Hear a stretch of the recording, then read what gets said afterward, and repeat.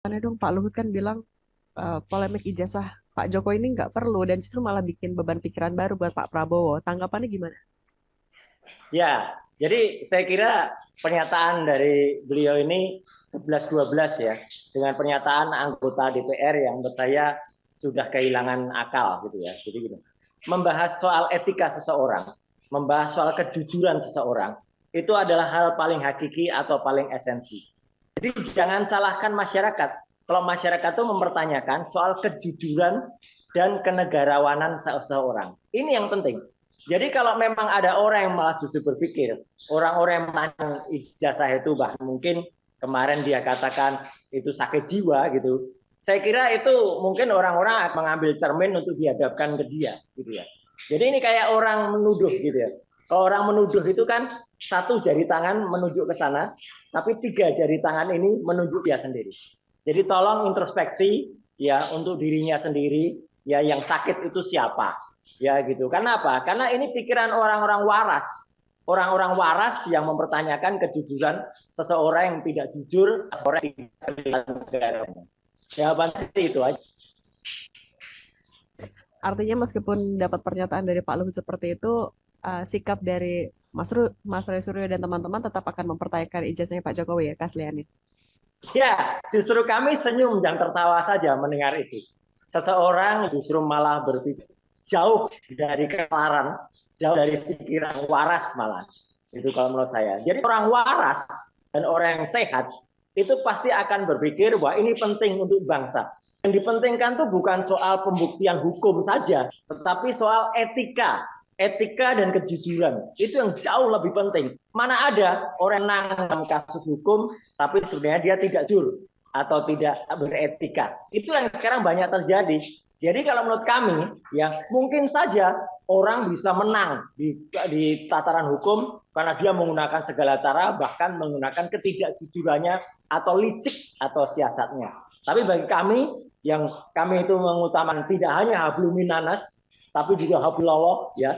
Moga dia tahu istilah ini ya. Kalau nggak tahu belajar dia ya. Itu adalah apa? Kita mengutamakan kepada kepercayaan, kepada Sang Khalik, kepada Sang Pencipta. Orang yang perlu itu kejujurannya dan kenegarawanannya, bukan kelicikannya dan kemenangannya. Mas Roy, tapi kan kemarin Kapolri juga bilang kalau nanti dalam pengujian akan melibatkan eksternal juga. Apakah ini cukup melegakan buat teman-teman dan juga Mas Roy Suryo? Nah, kalau bagus, kali saya dukung Pak Jenderal Listio Sigit Bowo kemarin ketika itu menyampaikan statementnya di antara sambutannya pada saat melepas sekitar tujuan buruh di kantor Mabes Polri ya, dia mengungkapkan akan mengupayakan pihak eksternal. Saya kira ini bagus, sesuai dengan tagline dari Polri sekarang ini ya, karena kan kalau Polri itu kan memiliki tagline yang dia bisa benar-benar menggunakan cara-cara yang kemudian objektif, kemudian cara-cara dia yang kemudian presisi, ya istilahnya kan presisi. Ya, akan kepresisiannya dan itu kami tunggu janji itu. Karena kalau presisi berarti Polri itu akan menggunakan rata-rata sesuai dengan skep atau sesuai dengan surat keputusan. Kalau gelar perkara itu juga akan terbuka dan kemudian akan melibatkan pihak-pihak eksternal. Menurut saya penting Pak Kapolri, Pak Jenderal Listio Sigit Prabowo selidiki atau terkait dulu puslap 4 ya, yang dalam catatan saya, tulisan saya terakhir, setidaknya sudah ada tiga kesalahan besar yang dilakukan oleh puslap 4. Yang pertama adalah tidak menguji, tidak melakukan identifikasi ijazah itu dengan uji pembanding yang transparan. Padahal saya sudah uji sesuai dengan 11.15, 11.16, dan 11.17 itu tidak identik. Yang kedua, jangan gunakan barang bukti atau alat bukti yang rekayasa, misalnya koran kedaulatan rakyat yang palsu, ya. Karena sebenarnya kami sudah menemukan koran kedaulatan rakyat yang benar, yang edisinya tertulis bukan puasa tetapi pasa atau poso. Dan yang ketiga adalah apa? Perbedaan antara waktu KKN, kuliah kerja nyata. Kemarin Pak Dirti Pidum mengatakan pada tanggal 22 Mei itu katanya Saudara Jokowi itu KKN pada tahun 1983. Padahal kemarin Jokowi sendiri mengatakan KKN-nya adalah awal 1985. Jadi mana yang benar gitu ya. Jangan kemudian malah ini membuka kotak Pandora atau malah membuat rusak citra dari puslapor yang itu sudah didirikan sejak tahun 1953 yang itu katanya menjadi trademark atau katanya menjadi contoh dari puslapor mancanegara. Pak Kapolri, tertibkan dulu puslapor Mabes agar masyarakat percaya lagi dan jangan kemudian merekayasa atau menggunakan alat-alat bukti yang tidak benar. Nah, ngomong-ngomong soal tadi KKN kan juga kayaknya rencananya mau melaporkan soal skripsi palsu ya, Mas Roy. Ini update-nya gimana? Ya. Udah mengumpulkan alat bukti? Ya, hari ini sebenarnya salah satu sahabat kita, ya, Dr. Rismon Sianipar, itu sedang berada di area lokasi. Dan itu setidaknya ada banyak perkembangan. Yang pertama, banyak sekali nih buzzer yang kemarin mengemukakan, datang ke Wonosegoro, kemudian datang ke Kotoyan, dan ternyata dipermalukan. Tidak, justru Saudara Rismon, kemudian teman-teman dari Sentana, itu menemukan fakta bahwa cerita-cerita soal Jokowi pernah KKN di sana itu hanya katanya-katanya.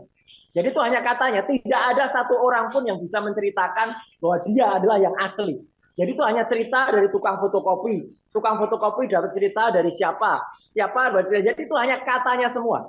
Jadi itu hanya katanya. Dalam bahasa hukum, katanya itu hanya testimoninium di auditu. Artinya itu tidak bernilai secara hukum. Yang kedua, hari ini yang menarik, ya. Dr. Rismon dan teman-teman tim Santana sudah juga ketemu dengan Pak Kasmujo, ya, langsung di rumahnya di Pogung, Yogyakarta. Dan Pak Kasmujo sekali lagi dengan tegas menyatakan, meskipun waktunya hanya singkat karena beliau baru saja sakit, ya, jatuh kemarin di depan rumahnya. Beliau mengatakan beliau bukan dosen pembimbing skripsi dan bukan dosen pembimbing akademik. Dan bahkan beliau mengatakan statement tahun 2017 yang dilakukan di Fakultas Kehutanan itu salah, itu kata Pak Kasmujo. Itu real, ada rekamannya. Jadi sekali lagi, ini makin banyak terbongkar ya, soal KKN di Wonosegoro atau di Ketoyan itu, yang itu hanya katanya-katanya. Kemudian dari Pak Kasmujo sendiri, yang hari ini menyatakan langsung bahwa itu tidak benar. Gitu. Oke, berarti udah ada waktu pasti belum, Mas? Kapan kira-kira akan dilaporin ya, Pak? Ya, tentu waktu akan melaporkan nanti sepulang dari Dr. Rismon berada di Durian dan itu akan disusun oleh tim, nanti ada tim lain karena pelaporan terhadap skripsi dan bukti-bukti baru atau beberapa novum itu tentu akan kita lakukan secara cermat ya. Dan ini tidak menambah ya. Kalau kita lihat analoginya gini, kan ada juga peristiwa tewasnya seorang mahasiswa UGM namanya Argo di Jogja karena ketabrak mobil BMW. Dan ketika ketabrak, itu ada satu peristiwa hukum. Tapi kemudian polisi menemukan lagi peristiwa hukum yang lain, yaitu penggantian nomor polisi. Yang tadinya itu plat F, Bogor, B, Jakarta. Nah, itu adalah perkembangan. Nah, sama dengan peristiwa ini. Jadi tadinya indikasi terdapat ijazah itu palsu, kemudian berkembang menjadi skripsi itu palsu. Nah, nanti akan berkembang lagi.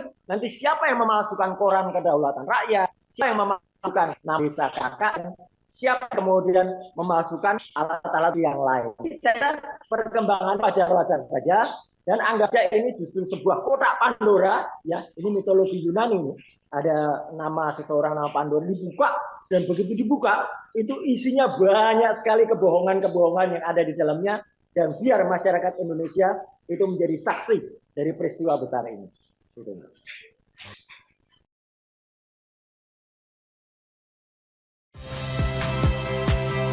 Saya Magister Tarigan. Saksikan program-program Kompas TV melalui siaran digital, pay TV, dan media streaming lainnya. Kompas TV, independen, terpercaya.